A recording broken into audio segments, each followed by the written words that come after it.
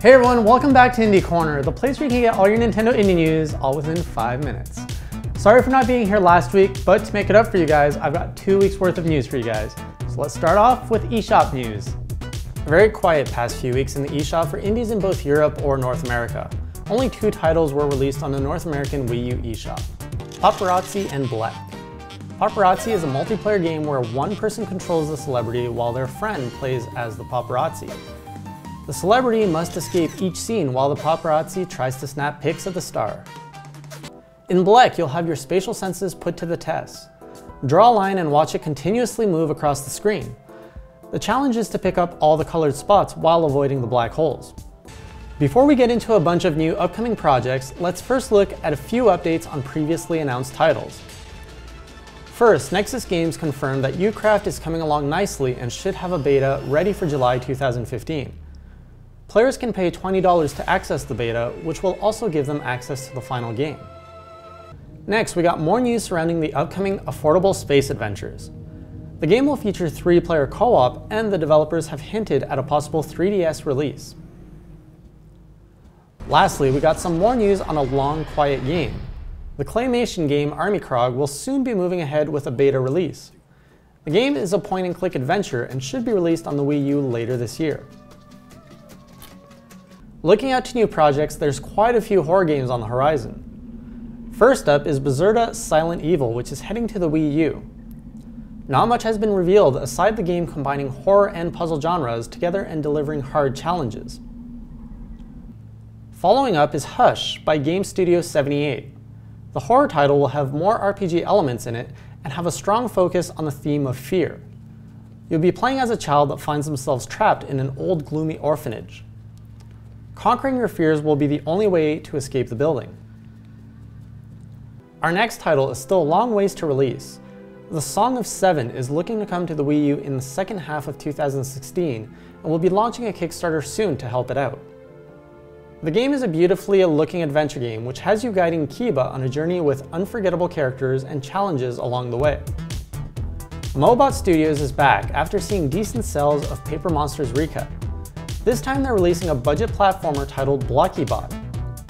The game promises to be a high-score driven title with tight controls. Speaking of platformers, there's another one called Mecha Zoo heading to the Wii U near the end of this year.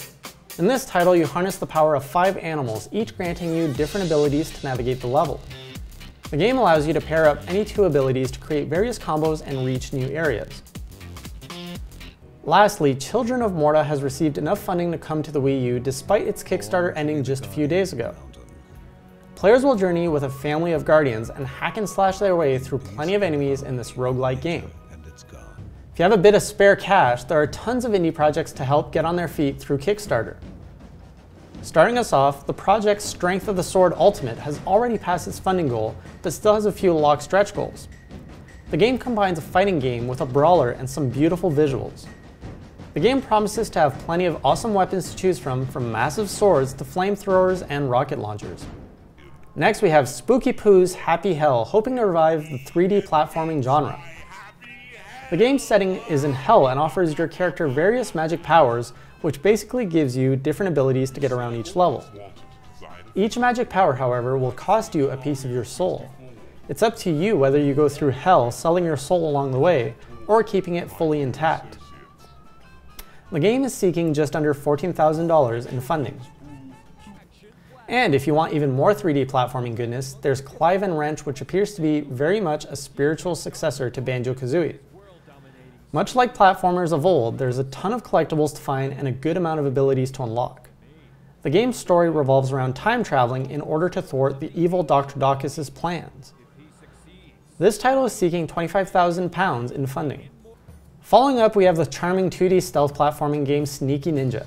Blending Mario-style platforming with ninja techniques, players can choose to vanquish their enemies silently or by jumping on their heads.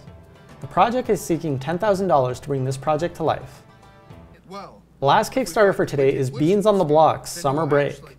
The evil mayor is trying to ban Summer Break forever, and it's up to 3 outcast beans to stop his plans. The game is a mix between an action, RPG, and platformer. The game will feature a lot of indie cameos as well. The project is seeking $25,000 in funding. Last piece of news for today is our Nintendo Enthusiast indie reviews. Giancarlo sat down with Breezeblox and gave it a mediocre review.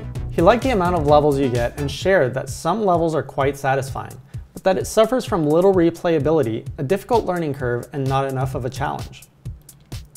Dolphin Up, which was reviewed by Jonathan, didn't fare much better. While the game looked beautiful and offered easy controls, there wasn't much content to enjoy. Worst off, there's no music at all.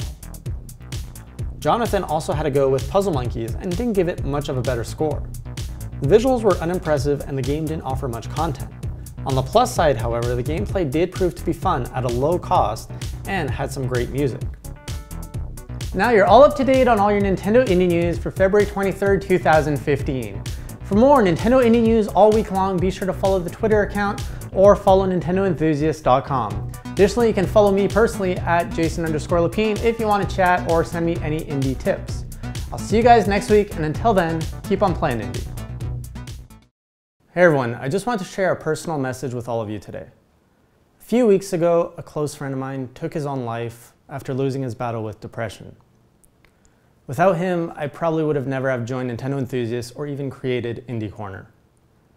If you're someone who's battling with depression or have suicidal thoughts, please get help. Don't fight this battle alone. There's so much help out there for you guys. Please use it. There's so much in life worth experiencing and worth living through.